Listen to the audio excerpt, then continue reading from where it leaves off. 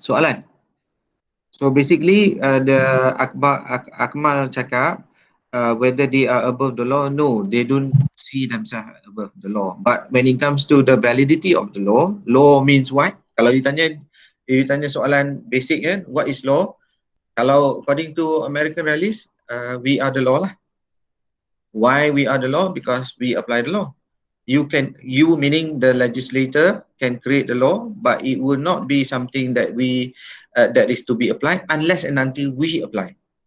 So kalau dia orang tak apply, the law can be kita ada berapa ribu law yang ada kat luar tu, akta ada beratus-ratus kan. But when it comes to subsidiary laws apa semua, daripada agencies, or all those rules and regulation, semua tak boleh pakai. It doesn't it doesn't have power. You can always summon orang for littering, macam kita when it comes to summon somebody, for throwing for throwing rubbish ke chemical ke into our waters. You can summon, but eventually yang akan if the case is contested, right, it goes to the court, and the court have to make that decision, and eventually the law is going to be the decision of the court, and whatever law that you want the court to apply, it depends on the judge himself whether he wants to apply that particular law or not. Macam kita ambil Tempo. Okay, Tempo is a case whereby dia argue kan, kenapa you nak bunuh under SK? You can have another law which is similar, because that particular law, Firearm Act, says that anyone who is in possession of a gun are to be sentenced for a certain number of years. That is the law of firearm. Why you use SK towards me, which is mandatory death? The offense is just bringing a firearm. But they say that this is SK, during emergency, this one prevail. Now he fight, and then the question goes to the federal court to decide whether Yang di-Pertuan Agong have the right to run the country under Mageran, right, which is the hidden cabinet kan, or the government that is in sitting, meaning the parliament is already in sitting. When parliament is in sitting, how can the Yang di-Pertuan Agong have laws that to be applied to the society? No two person can run the country at the same time. Legislative power is only given to only one party or one person, which is Yang di-Pertuan Agong ataupun parliament. You decide. Right, so the decision goes to the court, and the court has to make a decision. The court kata, how can Yang di-Pertuan Agong is running with the law of SK and punishing people when parliament already decide? That doesn't make any sense. Macam seolah-olah kita pergi dekat 4x4 running, orang yang pertama first 100 pegang baton tu, lari, dia punya kuasa lah kan, everything is about him. Kalau dia jatuh, habislah game untuk that team. So kalau dia lari the first one, pass the baton dekat second person, power is now transferred to the second person. How can the first person is still running with the second person? Which one is which? Authority is only passed to only one person. So parliament is deciding kan. So SK is rejected as null and void. So, okay, that is number one. Number two, what will happen when there are many interpretation of law, since there is more than one, obviously, one judges, and how that is not, so that now law is open to interpretation and judges to apply them. Would that be overruled or coexisting? Meaning, this is the reality. The only realist kan? Because juris tu yang kita buat is based on reality, sama dengan sociological jurisprudence. We are looking at the reality of the society. Here we are looking at the reality of the judges. Obviously, you are correct when you say that there are conflicting interpretation by the judges. Yes, true. However, it is considered as good, whereby they can conflict each other to determine what is the best outcome to a problem. So you have the previous court deciding apa lempah Sri Lempah punya case, right? So you see cases in the your study, you will see decision that is being made by judges conflicting with each other from time to time. Tak apalah, it's good. It's good. Bottom line, judges is at the end of the day, they are the one that is making the law. It's not the government. The government can create everything, but eventually the one that is going to consider as law is going to be the the courts lah. Dah start record lecture. Dah. Syamil kata American Realism, is it judges judicial decision what more concerned than law? Yes, yeah, because they are more concerned about the judges' decision, because they are the one that knows the law better. Who knows the law? Who knows of the society better than judges? Parliament tak pernah pergi jumpa orang pun. They create laws that apply to the society, but they do not know how to settle society problem. They can create all kinds of law, but the one that is really facing the society would be the judges. And judges know which law is more applicable, more correct to be applied as compared to those legislators. You know, so kalau you end up later on as a officer or legal officer of one department, say for example alam sekitar, so you can come up with subsidiary legislation, empowerment of law that you can create because you are the officer there. But that law is not law unless and until it is what do you call it, legitimized by the court or being used by the court. Kalau court tak pakai, that law is just by definition is law, but not reality of the law whereby the court apply it.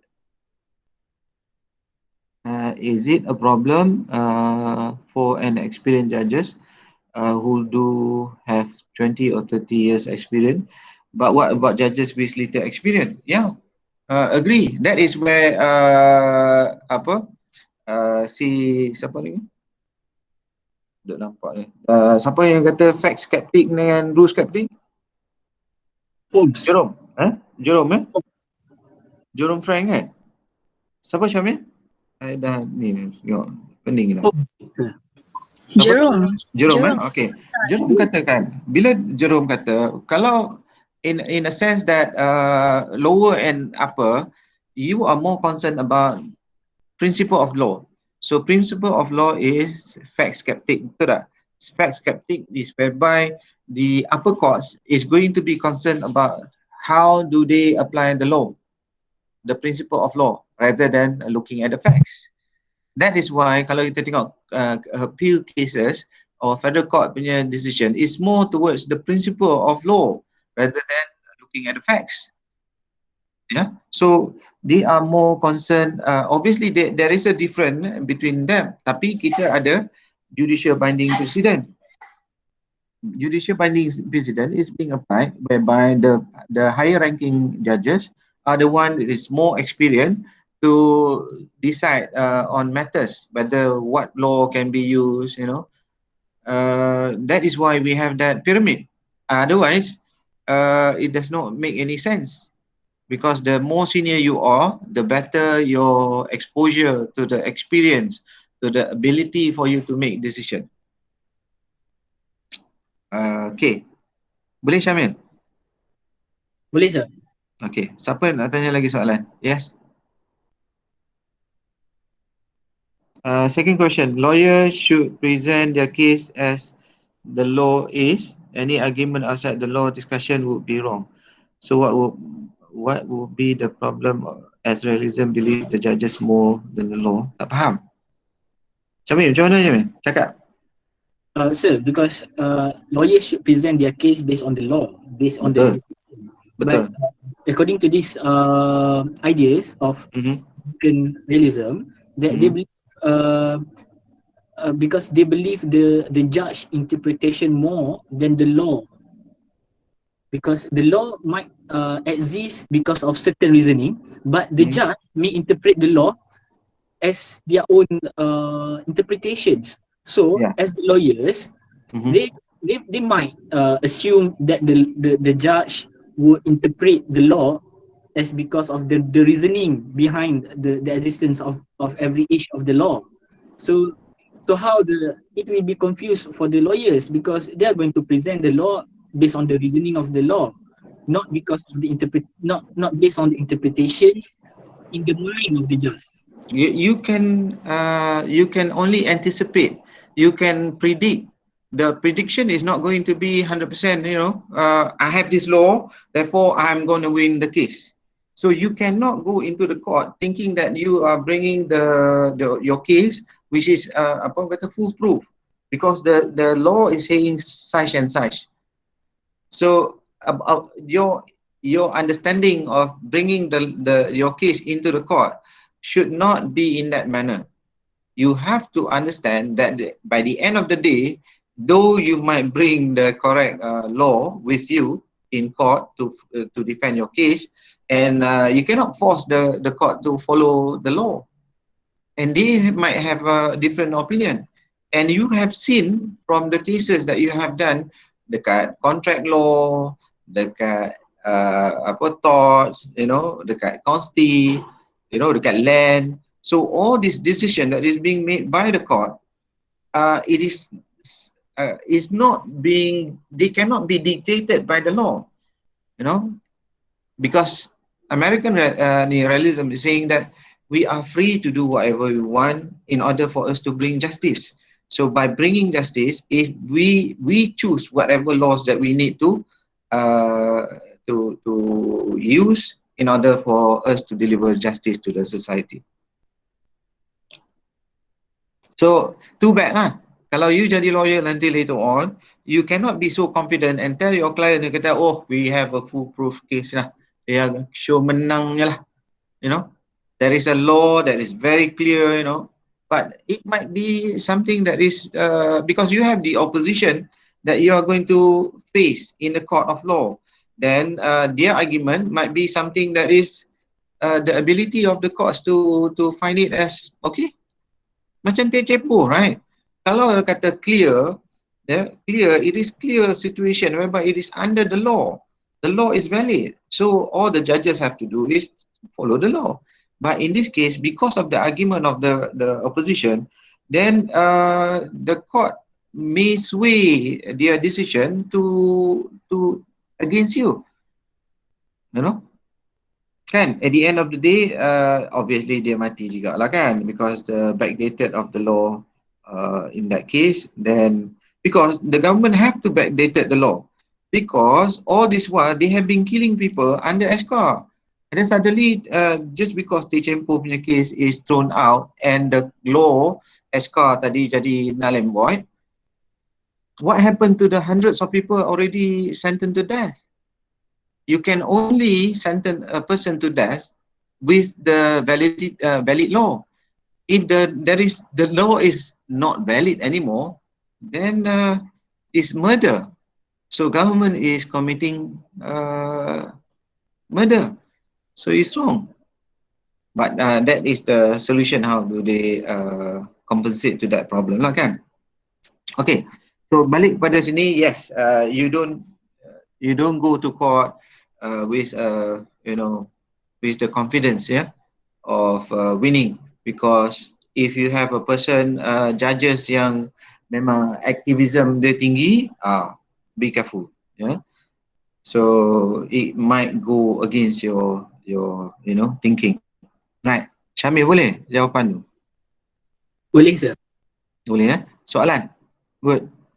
Ingat kita dalam juris tu is more toward realism, yeah. So social logical jurisprudence for realism, American American realism pun realism lah. They look at the reality of things. Soalan, Aziad, Naim. Sir, good morning sir. Saya ada soalan. Saya type Yes. dalam chat box sekejap. Oh, kat mana tu? Kat bawah sekejap. Yang mana? Atas Aku tak ada pun.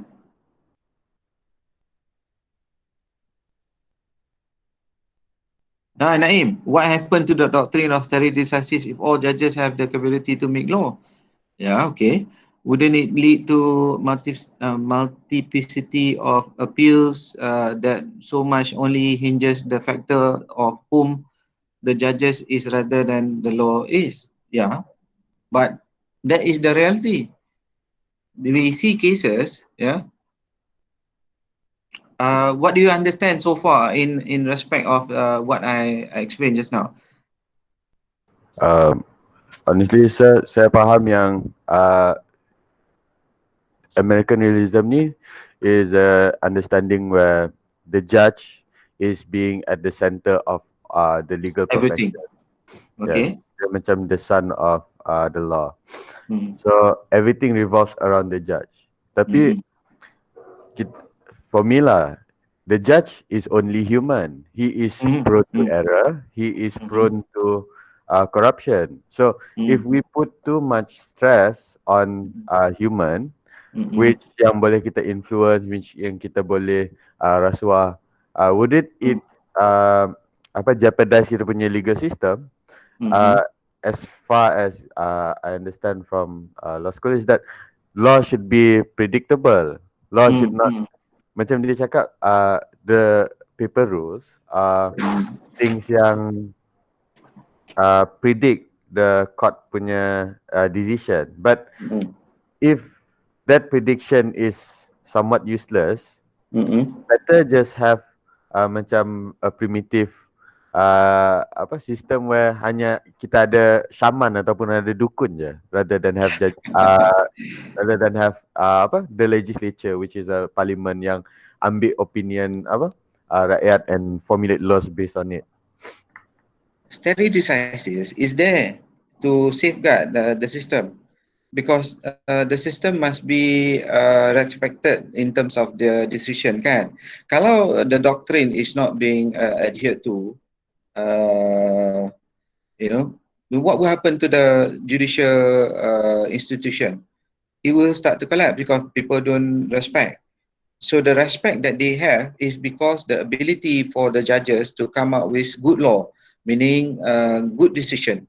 And that good decision does not mean that they have to follow bad laws. If the laws that they were forced to apply just because the law is valid, then what will happen to the outcome? It's just like macam manufacturing lah.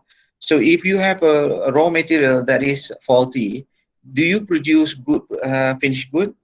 When you do the production, obviously the production cannot cater because of the raw materials yang masuk tu dah memang substandard. Tak, aku kata tak bagus. Material tak bagus akan jadi finished good yang tak bagus. The same thing for the legal institution, they cannot produce good result if the material that is being thrown down their throat just because it is a valid law, then you produce good law. Tak boleh. You cannot expect them to do that because they know what is right, what is wrong. Okay, that is their function as the separation of power pun, because they are there to be the check and balance to the two other organs that is running the country. So you have to give due credit when credit is due. Okay, so just because they are the one that can be able to decide what they want, does not mean that they are literally abusing the law. Because they say that this is our position. You have to remember that it is prone to some kind of influences. Yeah, therefore yang kita tengok baru-baru ni ya, in America, I think I shared with you, right? I don't know whether I shared with you or not. Trump wanted to have that the Supreme Court appointment lagi seorang. So they have 8 right now. So anything that goes to the court later on, when it comes to Trump punya contest, he is trying to contest the outcome of the election. So it will eventually go to Supreme Court, and Supreme Court has to decide. So he wants his people, his appointees, and they appoint as judges of Supreme Court to be able to be on his side.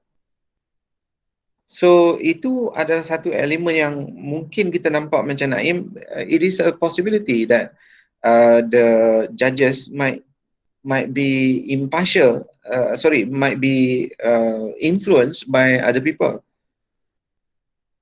because they are, as I said, human being juga kan, dia orang tak boleh nak buat apa-apa lah.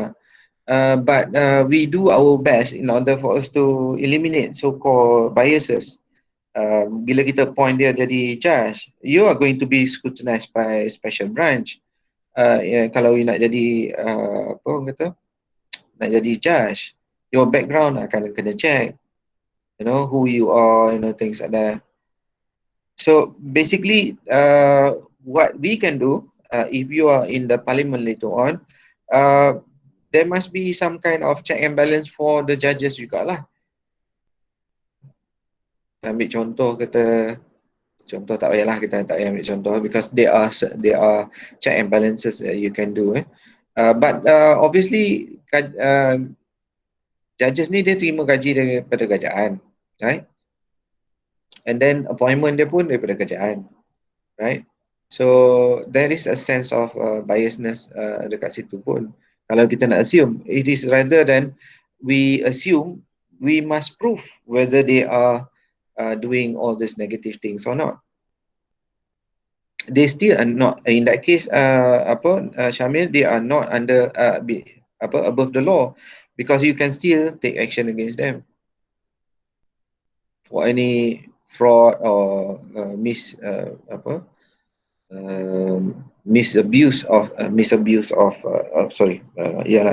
power.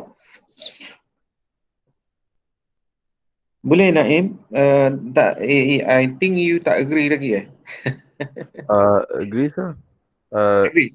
The judges are not necessarily bad people, tapi the possibility of them being bad is there, and also bukan setakat yang corruption je, tapi if we put the judges at the center of everything kan, macam zaman-zaman 1940-an dulu ataupun 1930s in America where the mafia was rampant kan, the judges were at their mercy, macam okay, dia tak nak this person kena jatuh hukuman, they kill the judge, and the next judge knows what happened when you don't want to judge according.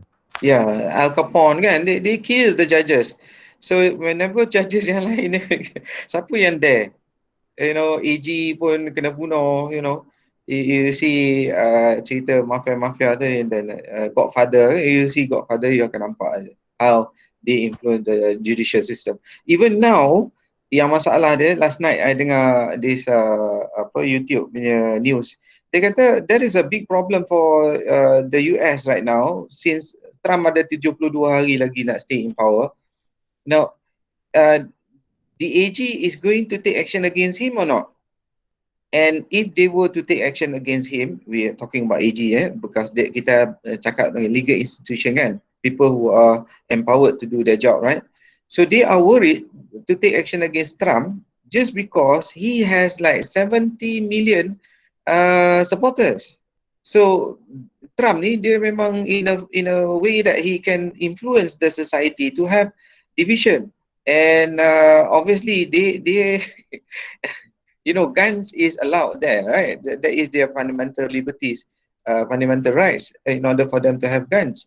And you can have civil war, you know, to the extent that people are contemplating sama ada nak ambil action ke tak.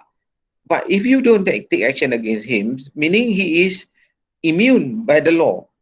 Just like what kita duk risau dulu kan, nak tangkap Najib ke tak tangkap, nak tangkap ke tak tangkap, nak take action ke tak. Siapa yang take action mungkin bubur dalam simen ke, you know, you end up running away to other country ke, you know. If you have any link to the Prime Minister, you takut lah, panic, you know. So does the judges. Takkanlah judges tak risau dengan dia punya position. Yes, I do agree in that situation. Yeah, but you know, kalau macam tu mati lah. Okay, you can control you know, the judges by virtue of fear of death, fear of retaliation. Oh, mati lah. So, but still the fact is they are the one who makes the decision. Okay, whatever laws that you try to influence the judge to use, you cannot force him or her.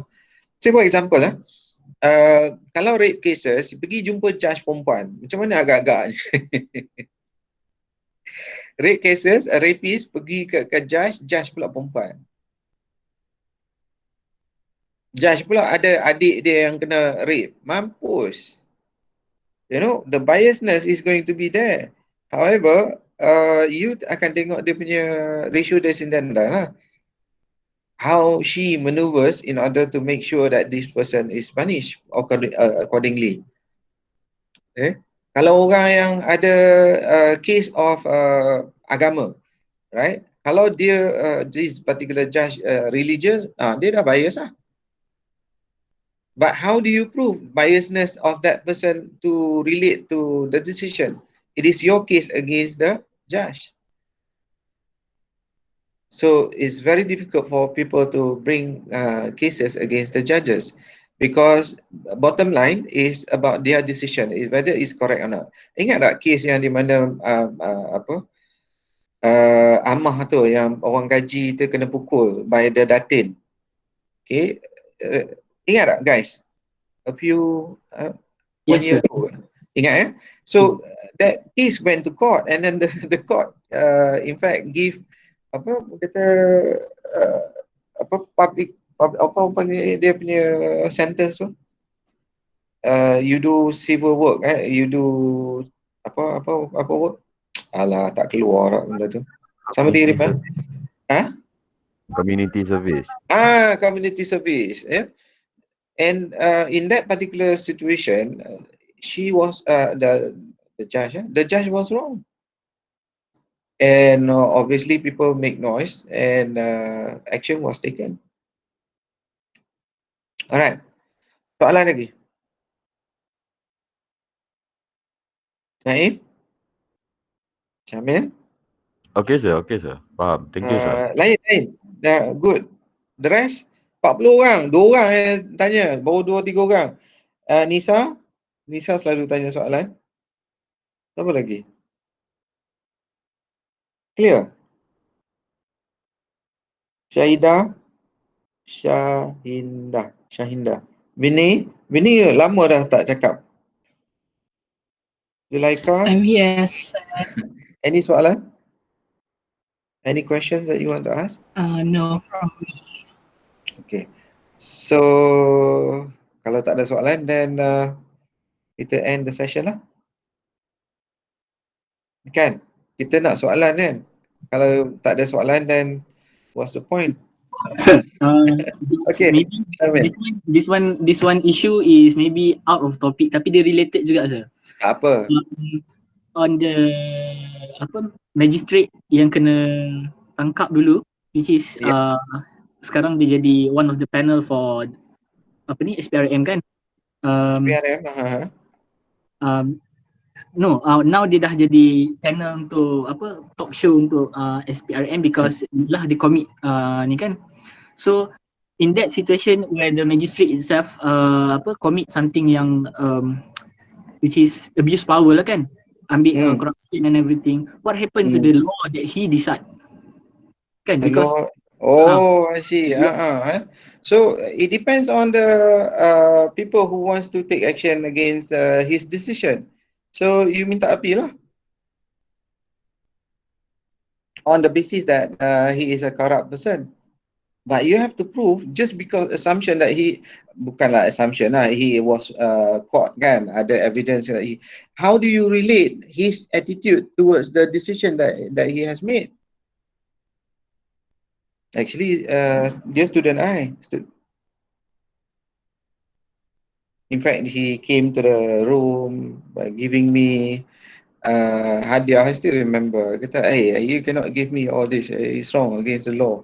I'm not supposed to get any token of appreciation.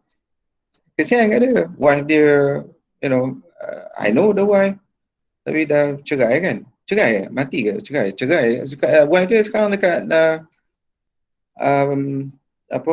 pusat ni mental. So moral of the story is just to share with you lah, jangan dia dalam exam dia tipu, so tata tertib tapi dia lepas because dia student council I kata kat dia, kata ubahlah perangai. So old habits die hard lah. Nak buat macam mana? Judges kadang-kadang they face problem juga lah. My friends pun ada, my student, my friends, dia orang kata pergi tukar tayar, tengok-tengok tayar dah jadi 4-4 bau,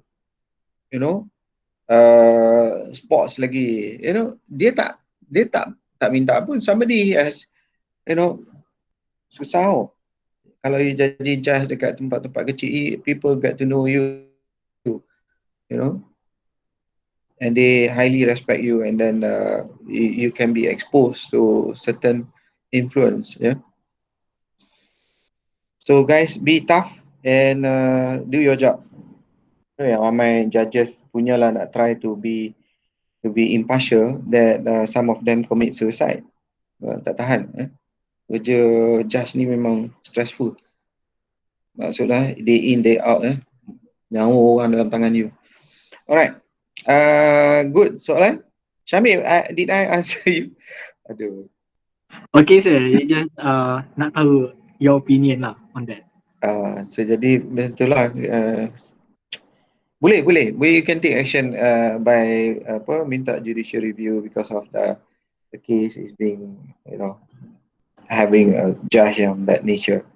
Okay, tapi you have to have evidence lah. Just because he is corrupt in that particular nature, his decision is going to be semua rejected out of court. Kan? You have the system of stare decisis ke judicial binding precedent kan, that to utilize in order for you to seek for justice and fairness. Okay, next soalan. The girls, apa ni bagi lelaki je? You are the majority in class. Sir. Yes, Atika. Atika, siapa tu? Laila. Oh, Atika ya lah.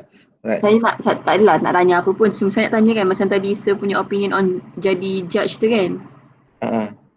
Sir tak nak jadi judge ke sir? Okay, good question. Tok nenek saya kata 3 dalam keluarga, dalam keturunan 3 tak boleh. Diharamkan.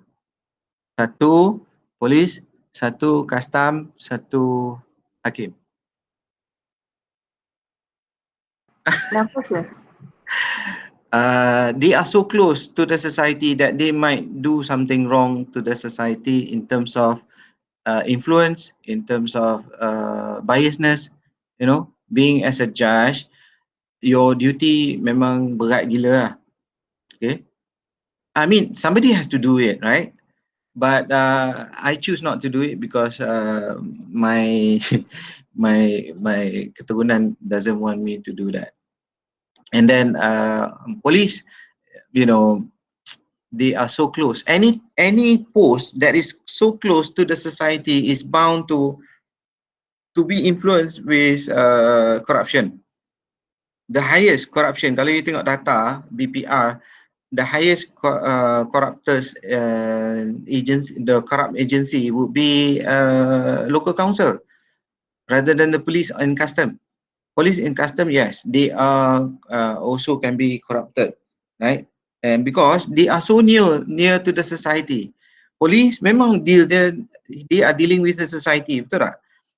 Kalau custom, they are dealing with things that is to the society punya transaction, custom. And then kalau municipal, obviously, so if you end up with the municipality, then chances are bribery might be close to you. Bribery is something that people don't want to talk. It's a taboo, but it is prevailing in our society. Tak kira siapa pun. The last institution that is affected by bribery would be education institution, meaning kalau universities you see corruption masuk, then that's it. that's the end of the game. Okay, everyone else semua corrupted, but kalau education system pun corrupt, habis. That's the end of it. Not to say that I'm yalah, in that sense we can say that insyaAllah kot tak ada corruption. Nauzubillah min simpang. Okay, that is the Laila my answer. So, but that does not mean that I am trying to influence you not to be the one that you wanted to be. Yeah, people like judges, lawyers, because somebody has to do this job. You know, for those who are charged with offences, they have to be defended. Walaupun pada nampaknya clear dia Najib has to be defended, you know, because I mean, he is guilty unless and until the court says so. But before he is sentenced as a person that is guilty, he has the right to be protected by the law, meaning employed lawyers to defend him. So it is justice, you know. Kadang-kadang orang yang kena memang dia jahat, say for example, memang dia jahat, but you have to ensure that every law that should be applied towards him or her must be fair. Just because dia buat jahat, therefore we don't care about that particular person anymore. That's not right. You have to make sure that the system is fair in punishing him. Yes, he have done the wrong, but yet you have to make sure that the system is actually working.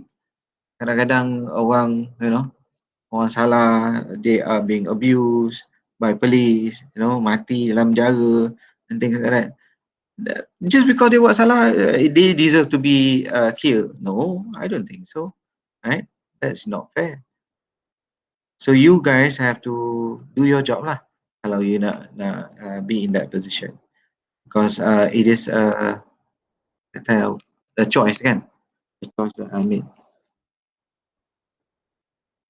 Yes, guys, soalan? Tak ada? Oi, dah 11.49. Ya, Naim, ada soalan? Okay. Okay. Oh, I get the cue. Belah lah. Tak ada saya nak cakap dah okey dah. Bukan. Tak, no. Saja melawak je, saja je. Okay. Soalan saya pun tadi yang Naim dah tanya. Yeah, okay. For the rest, thank you for coming to class. Though you do not, you are not the type yang suka tanya, but you might be the one yang suka listening in. Everyone is different in their own way. I have to understand that. Kadang-kadang kita ni as lecturer, kita frust juga bila student tak tanya, bila student tak masuk kelas, you know. But I have to pesangka baik lah. So that is your nature. So thank you so much for your time, for coming to class, and for the discussion or questions that you want to raise. Anyone that do not want to raise any question here or in the WhatsApp can do your PM, yeah? You can message me personally and I will try to answer as soon as possible. So thank you very much. Have a nice weekend. Next week kita buat Scandinavian pula, yeah? I will pass the video, so you will have to look at the videos lah, yeah, in order for you to get to know what would be the question yang you nak tanya. Alright, thank you. Assalamualaikum. Thank you, sir. Thank you. Bye. Thank you, sir. Video nanti I naik I upload. Okay. Bye. Bye-bye. Thank you, sir. Thank you, sir. Thank you guys.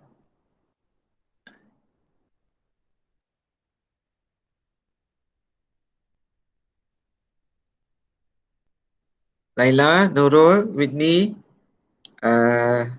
Anis, tolong keluar because the recording takut dia extended.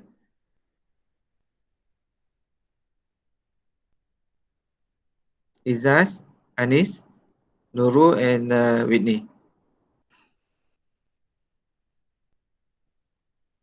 Kalau I cancel you punya ni, nanti tak ada nak masuk balik.